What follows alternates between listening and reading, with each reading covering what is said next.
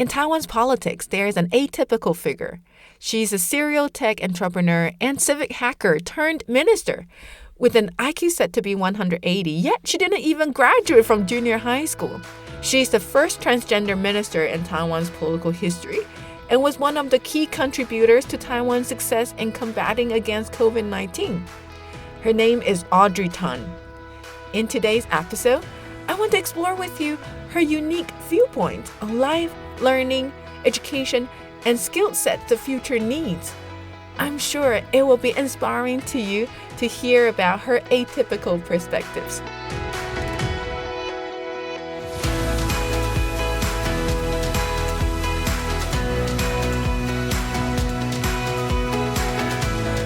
Welcome to A Book with Bubble Tea.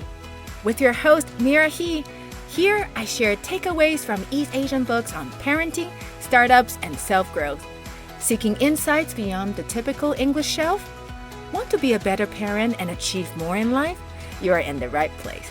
Grab your bubble tea and let's dive in.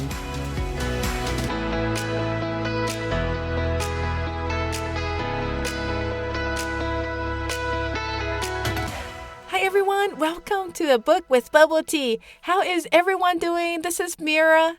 Have you ever come across someone that is quite atypical? If so, would you want to avoid that person or try to get closer and try to learn more about that person? In today's episode, we're actually going to talk about a very atypical politician in Taiwan's political history. This person is such an extraordinarily atypical. She is the first ever Minister of Digital Affairs in Taiwan, the first transgender person in the top executive cabinet, a top 100 global thinkers for 2019 by Foreign Policy magazine, one of the top 10 computer programmers in Taiwan, and a world-renowned civic hacker. Her apps and tech initiatives helped stabilize the COVID situation in Taiwan and protected the country from cyber attacks from China. But beyond all these, what's so atypical about her is not these dazzling titles, but her highest level of education, and education quote-unquote here, is only elementary school. She didn't even graduate from junior high school, but she is considered as one of the geniuses from a very young age. And this atypical person is Andrey, or Tang Feng, as most of the Taiwanese people would know her by. And the book I want to talk about today is called My 99 Private Drawers, Andrey Tan's Survival Mindset in the AI Era, or in Chinese, 我的99个私抽屉, 唐凤的 AI 时代生存心法, written by a journalist, Mei Zhen Qiu, and narrated by Andrey. The author is a well-known journalist and editor. This book is her collection of a 15-hour interview with Andrey, focusing on Tan's way of thinking, learning, opinion about the internet, work, and life. I have to admit, before I read about this book, I knew very little about Andrey. I know she is highly praised. I know she's very famous, very popular, especially in Japan. But I knew very little about her thinking and her point of views. I just knew she's one of those weirdos, weird but famous people, But the more I read about it, the more I feel enlightened, if I may use the word. I feel she opened up a lot of the thinkings and perspectives that I just never thought about. She gave me a different point of view. Perhaps it's from her unique journey of growing up, the atypical educational journey especially, and then, her family dynamics. I found a lot of the perspectives she has are quite different to, how people normally think. And I found that very fun and exciting. It opens up different possibilities for me even. And that's why I want to share about this book with you today. So in today's episode, I'm going to share 4 things that this book made me rethink the most. They are, first, Andrey Tan's take on education. Second, Andrey Tan's take on learning. Third, Andrey Tan's take on creating a space. Fourth, Andrey Tan's take on the skills needed for the next 10 years. And at each section, I'm going to ask a few questions to help us rethink how Tan's way may spark new thoughts in us. But I just wanted to also make another thing clear before we begin, because Audrey Tun was born male and turned female at age 24. Therefore, to avoid confusion, I'm going to refer her in the podcast as she or her, even for events that occurred before her transgender declaration, just to avoid confusion. All right, so let's get started. First, Audrey Tun on education. When listening to Audrey Tun, it's impossible to not notice that this person is quite different from others. The way she looks at things is quite unique. And in fact, she's been quite unique since a very young age, because when other kids were learning 1 plus 1, she's already challenged her teacher with 1 plus 1 with simultaneous equations. And at age 10, she's already learning calculus. I don't even know how calculus works at age 39. She's also developed her first computer game at elementary school, teaching her brother how division works. And at age 15, she decided to drop out of junior high school. And since age 16, she's been a serial tech entrepreneur, from developing then the fastest multilingual search engine in the world to developing new search technologies, or to be a consultant for big companies like BenQ or Apple on computational linguistics, Oxford University Press on crowd lexicography, if that's how it's pronounced, lexicography, and social text on social interaction design. So you could see, her story has nothing but atypical. And from a very young age, she's being interviewed by media as a computer genius. But it's really hard to believe that such a smart kid really had a hard time growing up at school. And most of the knowledge she's learned are self-taught, or she learned through interacting with other people. She said between kindergarten and elementary school, she's changed to 9 different schools. Sometimes it's because of her heart condition. She used to have this ventricular septal defect, so she couldn't do any exercise. And she said she used to live under the anxiety that she would die anytime. Eventually, this was cured when she received an operation at age 12, but she said, it wasn't easy for her. The anxiety was there. Sometimes it's due to her being bullied at school. She said other kids sometimes got jealous about her academic performance. And sometimes it's because of her family decision of relocating to Germany because her father was doing a PhD study there. Tun said she learned by reading a lot and by interacting with people from different backgrounds and different perspectives, starting from her family. She said her family has diverse backgrounds, from military officers to a court judge to school teachers to journalists to nurse to nursery teachers and to engineer. She said they never agreed on anything. There was never a single perspective that's shared among all the family members. They always had very vibrant discussion at home. And the year when she was in Germany, her father actually hung out a lot with a lot of the exiles of Tiananmen. And that also shaped her perspectives quite a lot. So from a very young age, she's been learning from different sources, from books, from her interactions with people, from things that she heard other people talked about. But if there is one thing that truly revolutionized her way of learning upside down, then it must be the invention of internet. She said it opened a whole wide world for her to learn.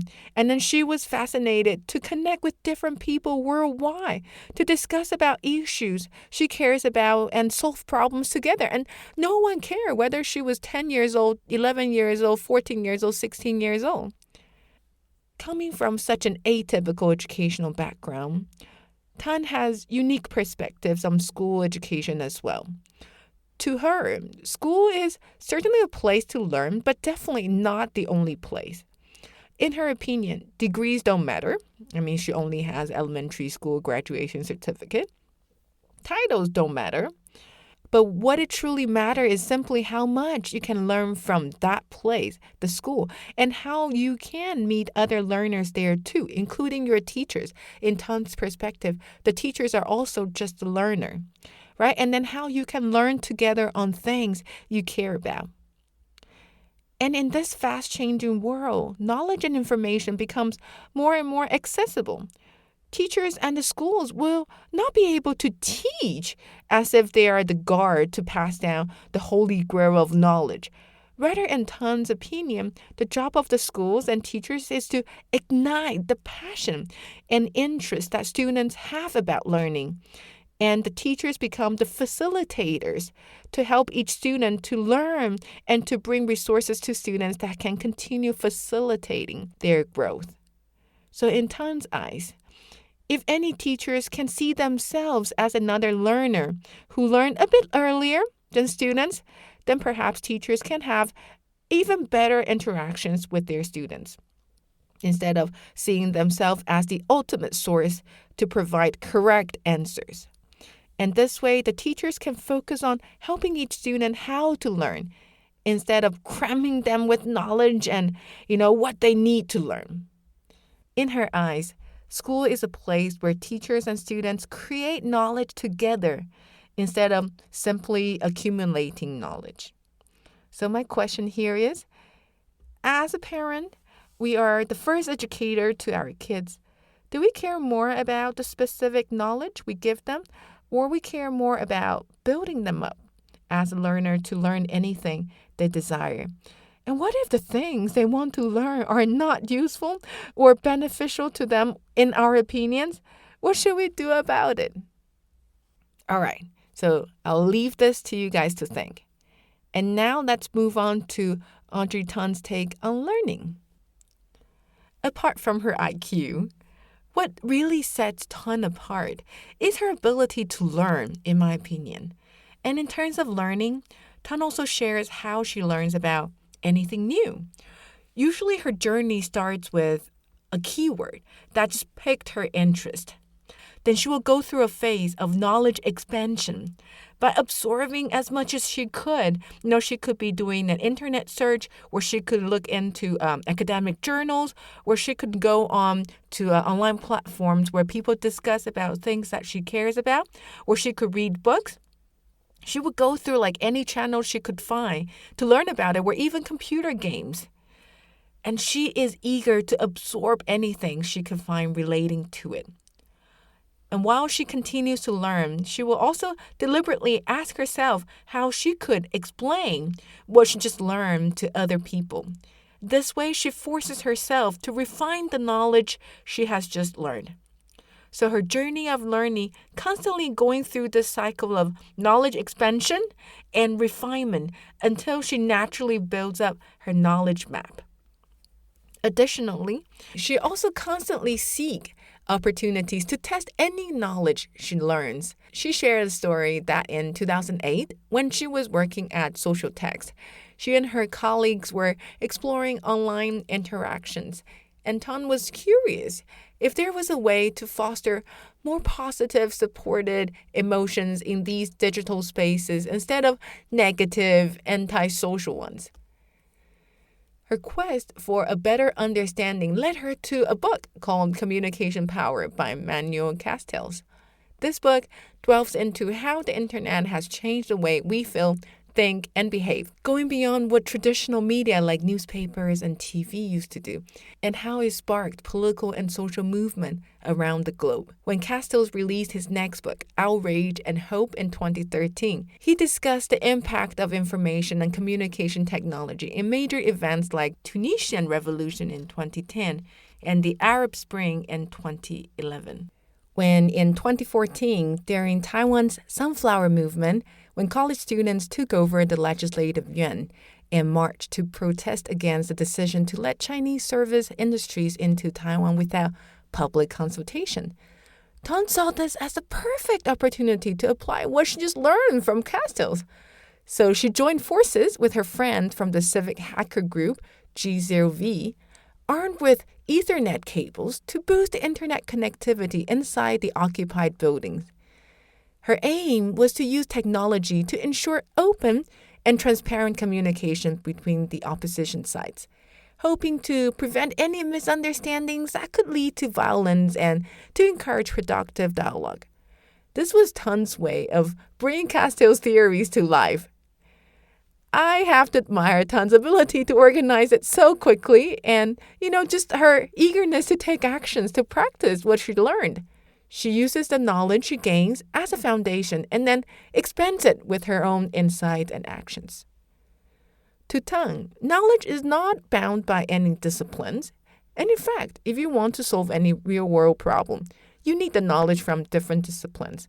Hence, she never confines herself to just one discipline. A metaphor she often uses is that constellations are like academic fields. While stars are physical entities, the connections of these stars into constellations is an imaginary creation. However, because everyone talks about the 12 zodiac signs, it seems as though these constellations have become real. But if there is a star that you want to explore and the stars around it can be combined for your use, then it becomes your own constellation. To be honest, Tan's way of learning is not entirely unique in my opinion. However, what sets her apart from us is her relentless pursuit of learning.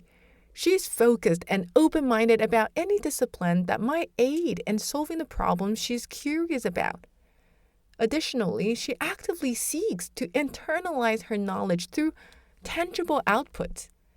Tan trusts her acquired knowledge to take her as far as possible. And I don't think most of us push ourselves that far, nor do we challenge ourselves to produce tangible outputs. And that's why often knowledge remains just that knowledge for us instead of becoming a part of us or a part of our thinking. So now my question to you is, knowing Tan's journey of learning, if you would like to be more effective at your learning as well, what would be the variables that you would like to tweak to make yourself a more effective learner? I think definitely for me, starting this podcast forces me to have an output. And I think that is a major game changer for me in terms of my journey of learning. Okay, now let's move on to Audrey Tan's take on creating a space. Creating a space may sound odd, but it's such a fundamental worldview of Tan's that it affects everything she does and sees. To her, a space does not have to be a physical space necessarily, but rather a place with links that can connect people to the place and to connect people with each other. Like simply a hashtag online, linking different people under the same hashtag is creating a space. So this space viewpoint of Tan shapes everything she does. In fact, she says creating a space where everyone can interact is what she's been doing for her entire life. From the video game she created for her brother, or the online collaboration platform, or apps she launched, even her office or herself as a Minister of Digital Affairs. These are all spaces in her opinions. And her role here is to encourage interaction and facilitate collaboration. I think the space point of view is fundamentally unique to Tan, and it's very different from our typical viewpoints. I mean, when we do something, how often we think deliberately that I'm going to use this as a space to connect with other people and collaborate with them? No, right? Because typically we think we're the main character of our own world. This is what I'm going to do, and other people are simply the supporting characters. Or worse, they are being pushed to the corners because they are in our way. Like when I come to work, my job is to get my things done, right? Or when I build an app, my job is to include the functionalities that I think are important. Or when I do my podcast, my primary perspective is to say what I want to say. But typically, that is our viewpoint. Our viewpoint is very me-centric. My world is for me and about me. Other people are excluded, right? They are there to support me. Otherwise, you don't really care much about them. But what difference does this space mentality make? This space mentality means in Tan's world, she knows every space needs other people and it needs a place to connect other people together. She is clear that her role is to create the space and set up some infrastructure to encourage connection amongst people and to foster people to behave in a certain way that are desirable. So her focus is constantly on how to make the space work. She needs to pay attention to how other people think, view, feel, and how to connect them. and whether there is anything in common that can bring these people together, and what infrastructures or rule design that can best facilitate the collaboration and interaction amongst people. For example, when she gives lectures, she likes to use a website called Slido, Slido. On that website, students can ask questions and other students can see the questions and vote on the questions raised too, so that those questions with more interest will be pushed to the top for Tan to answer. To Tan, this is her infrastructure design to create a space that encourages all students to actively participate. And regardless of how shy or, confident one student is to speak up in front of others. And she can make anyone from a passive listener to an active learner. Also, she can then understand what her students want to learn as well. So for her to understand the interest of her crowd, of her listeners, for her to further tailor her lecture. So before she gives any lecture, she will tell her students, all questions need to be asked on Slido, otherwise I won't answer. I would add a wink emoji there, just to make this place a better place for discussion. Back to Tan. She implements similar concept of a space design to solve a decade-long debate in the government in just 3 meetings.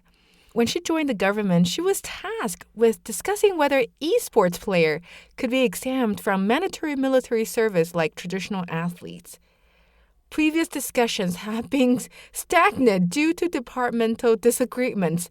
The original situation was as follows. If you ask the Ministry of Culture, they would say that esport is a sport, and therefore it should be the concern of the sports administration.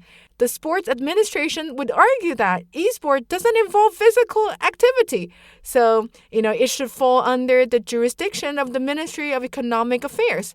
The Ministry of Economic Affairs, in turn, would say that they only manage hardware, like the stadium, and athletes are not their responsibilities. This situation was truly frustrating for those involved in the meetings. Understanding the challenges, Tan didn't impose a decision, but suggested a framework and rules for open discussion. So each department shared their stance online, allowing all stakeholders, including gamers, to contribute ideas. The meetings would then be built on each other's shared opinions, but any agreement reached in the previous meetings cannot be rejected in the future meetings. When an open space for sharing different stakeholders' perspectives and a clear rule of how to move forward together, the agreement was made, and that esports player could do alternative services for the military, like professional chess players. She applies the space mentality to her own work as well as problem solving. Like when she read a lot of negative comments about her online, she doesn't go to criticize those people. Rather, she would think, is there anything that can be improved on this platform to encourage more collaboration and reduce more hate speech? Would something simply like having more emoji options available for users to choose foster more understanding and support instead of hate comments? To her, leadership is all about ensuring there is a space that is efficient and secure for others to innovate and connect together.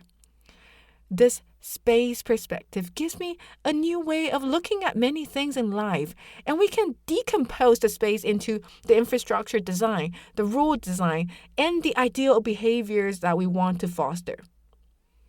And here are my questions to you.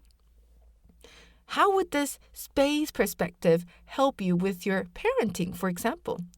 When your kids behave in a way that are not the ideal behaviors you would like to see, instead of being angry and shout at your kids, are there any infrastructure that you can change or any rules to discuss with your kids that you can implement?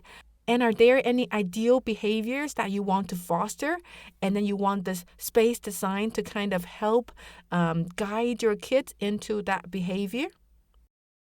Now moving on to the last part of Andrey Tan's take. And I'm going to talk about Andrey Tan's take on 3 skills needed in the next 10 years in her opinion.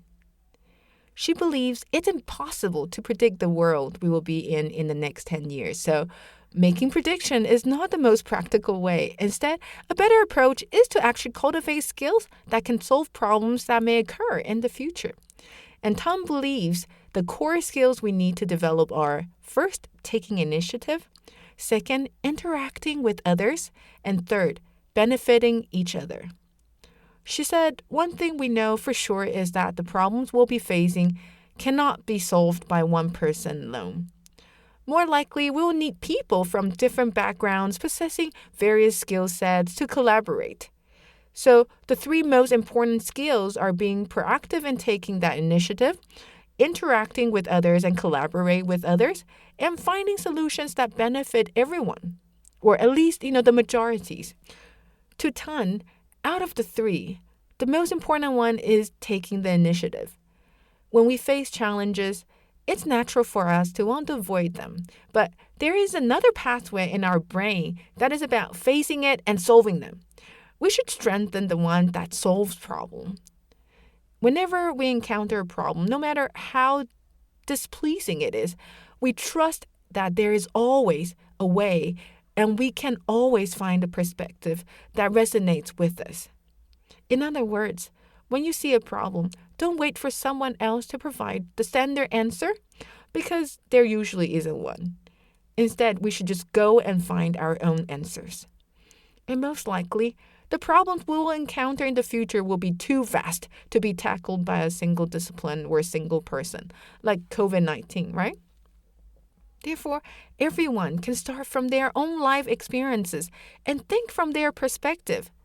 Then by combining interdisciplinary, intergenerational, and cross-regional efforts with people who are willing to solve the same problem, and with an attitude of inclusiveness and mutual appreciation, we can find a solution together.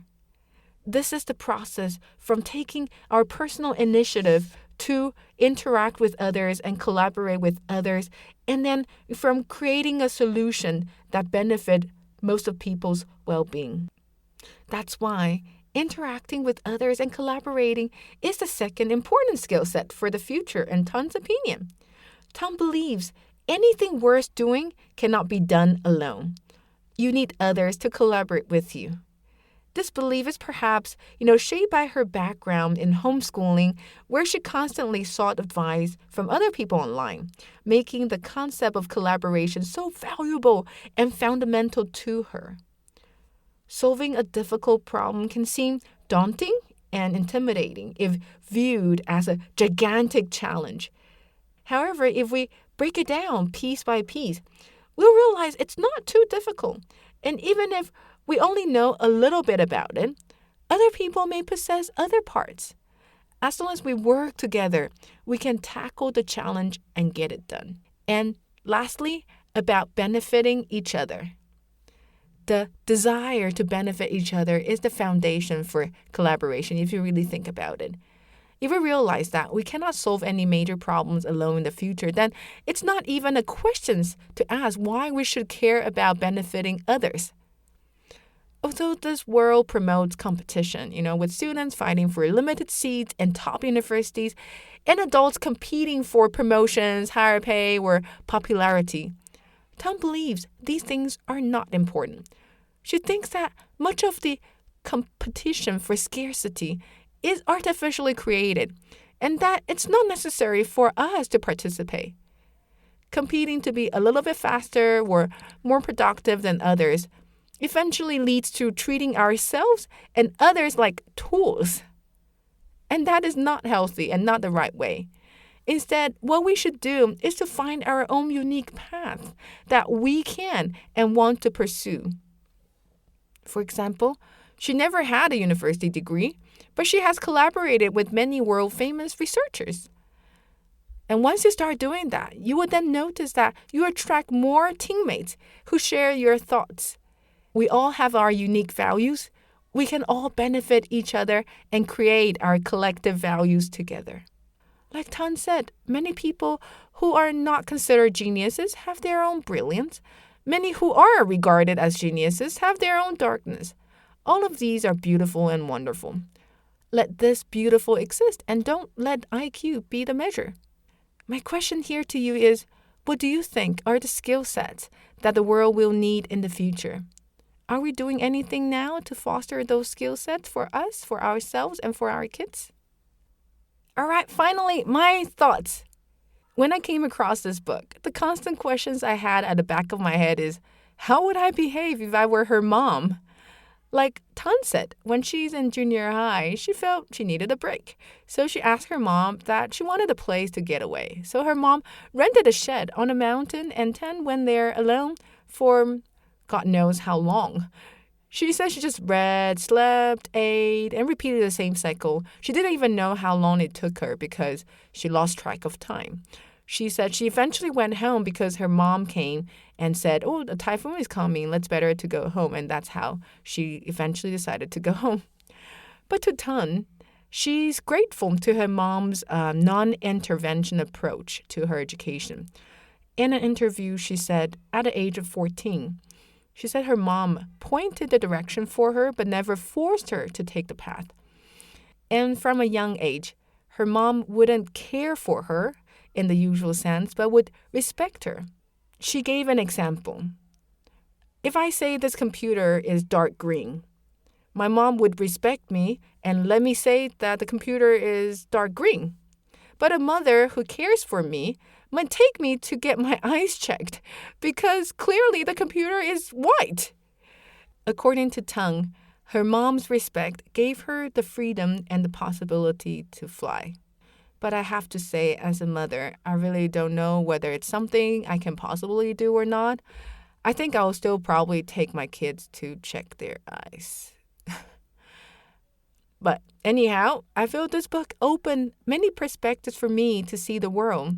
From an atypical child, went through atypical educational path, made an atypical decision about her gender, and took on an atypical turn in her career, and now the things she did actually benefit so many Taiwanese people.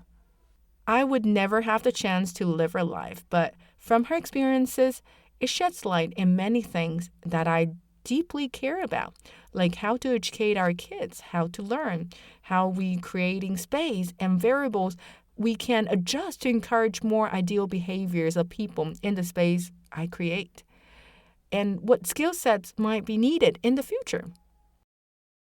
It's such an atypical book for my podcast, but I hope you all enjoy it and, can have some takeaways that will change your way of thinking too. I really hope whoever listened to my podcast, we can grow together. You can really feel like we are learning things together. We can get challenged in our viewpoints and find ways to continue making improvements in our lives.